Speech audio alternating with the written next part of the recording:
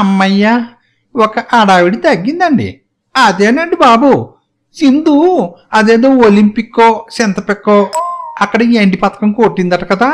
దానికి 2 సీఎంలు ఇంకా చాలా మంది ఏరే రాష్ట్ర మంత్రులు ప్రముఖులు కోట్ల కొద్ది డబ్బు పంచేసి భూములు ఇచ్చేసి ఆడావిడి చేసేసారు కదా. ఆ అమ్మాయి చాలా గొప్పగా ఆడిందండి, అందులో డౌట్ ఏం లేదు. కానీ మరి ఎంత ఆడావిడా, కోట్ల కొద్ది డబ్బులు ఇచ్చేసాం అని రొమ్ము ఇరుచుకుని చెప్తున్నారు. కానీ ఆ సొమ్ము వాళ్ళది కాదండి, ప్రజలది. అంటే మనది. వాళ్ళ సొంత డబ్బు లేకపోతే పార్టీ ఫండ్లోంచి కోట్లు తీసి సింధుకెత్తే వీళ్ళని మెచ్చుకోవచ్చండి.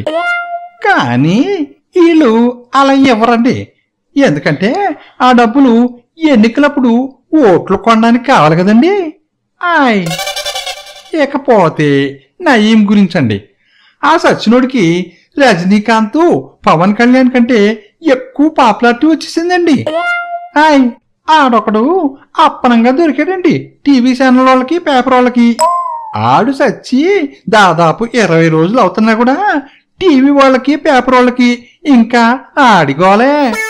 మీడియా వాళ్ళు ఆడికిస్తున్న కవరేజీ చూసి అబ్బా మనం కూడా నయంలాగా ఎదిగిపోవాలా అని మిగతా క్రిమినల్ న్యాయాలకి అనిపించి భవిష్యత్తులో రెచ్చిపోయిన ఆశ్చర్యపోనక్కర్లేదండి.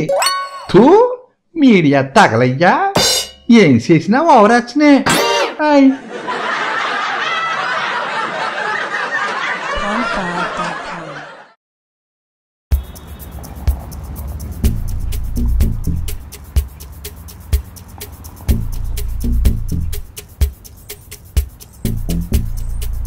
వాడిపోకుండా ఫ్రెష్గా ఉన్న అమ్మాయి అయితే చాలని అబ్బాయిలు, వాడుకోవడానికి వాడైతేనేం వీడైతేనేం అనుకునే అమ్మాయిలు ఉన్న ఈ జనరేషన్లో మా ఇద్దరం లవ్లో పడటానికి పెద్ద టైం ఏం పట్టలేదు.